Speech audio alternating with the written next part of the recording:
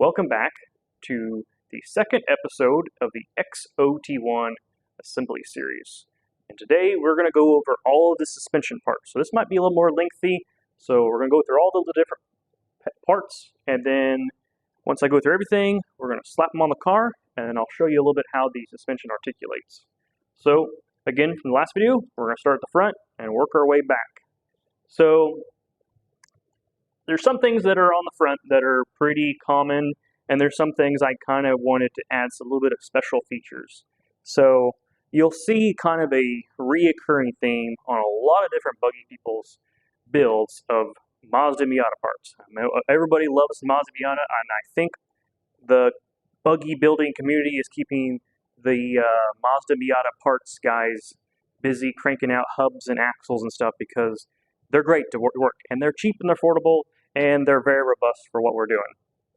So we'll start off with the front lower arms, and these are a pretty much simple A-arm design because, as you can see, it should be basically gives you an A-frame.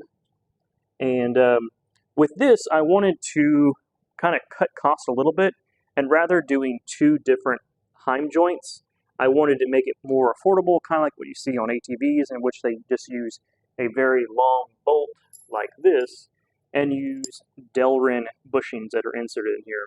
And Delrin is pretty cheap. I can buy 2 feet of it for 20-30 bucks, and then I can machine them on my lathe, insert them as they wear them out. It's easy to swap them out, much more affordable than buying a whole lot more Heim joints.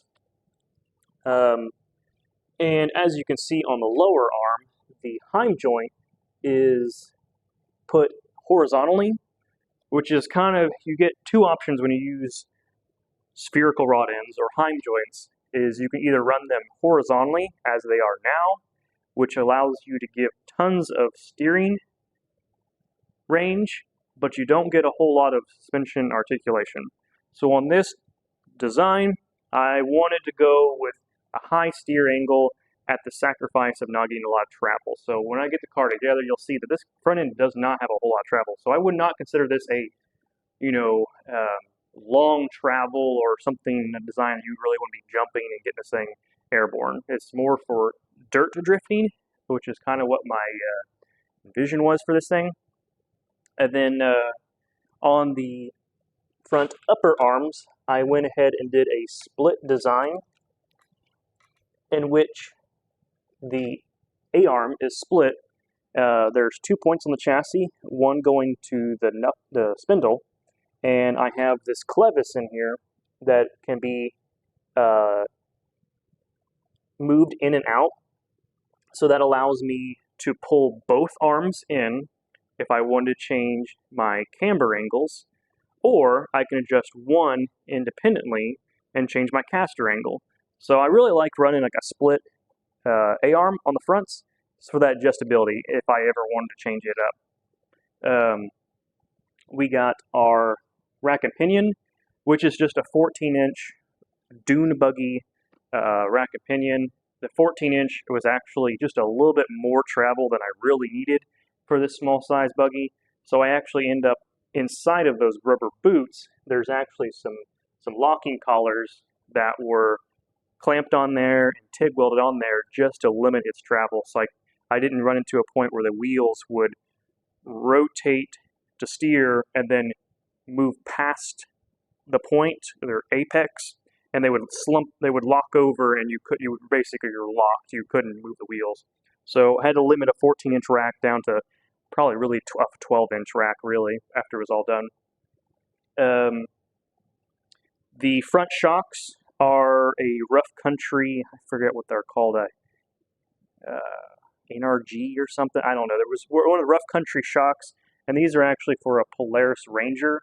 I wanted to buy brand new shocks. I didn't want to buy something used that was worn out and had to rebuild them, but I didn't want to exceed a certain cost on this buggy build, so rough country shocks were a good price point, and I think because they're made for a much heavier vehicle, they should be plenty enough spring poundage for this car.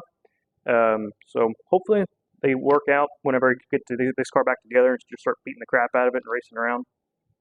on the front spindle, I really didn't want to just borrow a spindle from an ATV, or I really don't want to borrow any parts from any ATV or anything out there, because I really didn't want to get myself to the point where I was dependent on donors all the time. I wanted to be able to make everything in-house so that I could make as many as I want. Anytime I could alter them, change things out. I just didn't want to constantly be sitting on Facebook Marketplace looking for Polaris Outlaw or Yamaha Raptors and chasing down all these parts when really I could build something exactly the way I needed it with any dimensions I wanted. And so what we were looking at here is a Mazda Miata front hub that's went through a little bit of a diet. I actually machined this down. It took quite a bit of weight off of it, and welded on a flange and welded on some weld nuts, and then I could bolt on my rotor, which that rotor I drew on the computer and burnt it out, and is just bolted on there. And the rest of it, there is a machined axle stub in there. And what I like about the Miata front hubs is that the bearing seat on there is a parallel shaft. It's not a tapered design, so I didn't have to get the exact taper right for it to end up at a certain location. It was something I just machined a parallel shoulder to, I think, 20-something millimeters, 27, 28, I don't remember what it was. It's all in my notes. But it was easy to machine, slap it on there, and at any point, if the bearings go out, I could just take the whole hub off there, replace the hub. I think the hubs are like $30, $35, I don't remember how much they are. They're cheap. And then the rest of it is just plate steel and complete welded design. And you can see here how the Heims would orient horizontally, giving me lots of steer angle, but not a lot of travel. So in the future, I'll probably modify these and go the other way. So my Heims are vertically, giving me more travel. But that's the way I went with it. So moving on to the rear, this is the other part of the chassis that I mentioned in the last video, and this is my drive box. So this acts as the mounting point for all of my suspension arms and my rear carrier that carries my sprocket and my brake rotor. Because on the rear end, I could either run my brakes inboard or outboard, and for the sake of simplicity, I just ran them inboard, so there's actually two different things in there. We'll put all the guts inside this box on probably the next video when we do the engine and gearbox and drivetrain components. So you'll notice these arms, two of them look a little funky, and this is what I was wanting to do as far as keeping the shock mounts as low as possible to get that slant back look on the car. So the shock actually mounts offset of center of these rear lower arms, and that's to clearance the axle that's going through the center line. So the shocks have to be offset a little bit. And because of that, that's why these are asymmetrical.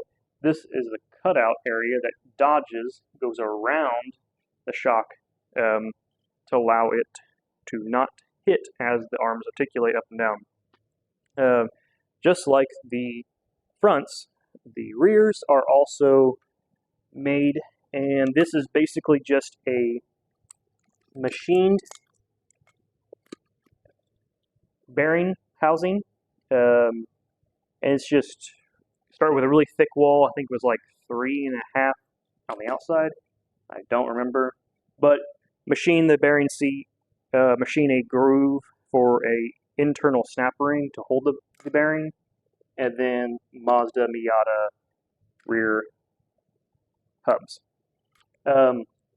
This is one of those things that I completely built these knuckles and found out that this thing was way, way overweight on my first design, and I think I weighed them. They were They were like 10 pounds. They were really ridiculous. But this was my second time making these, and I had to cut down on the amount of steel I was putting in there and make it more simple. So this is my last version of that I'm calling my light to medium duty knuckle. So the larger, heavier duty ones, I'll probably use it on the next buggy that's a little bit bigger than this. So you can always learn and move on. And shocks are also the same as the front, but they're the rear shocks for the Polaris Ranger. And I guess it's now time to start putting it all in the car.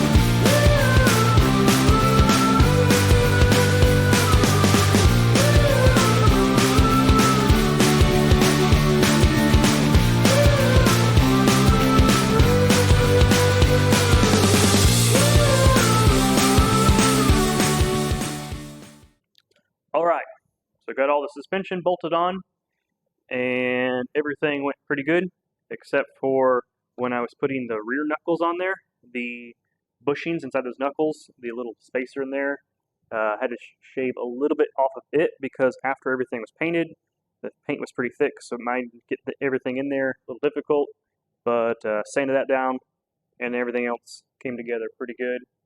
So that'll be pretty much it for today. Next video, episode 3, we're going to go over the engine, the gearbox, and the drive spool components, and the axles. So that's it for today, so I'll sketch you on the 3rd episode.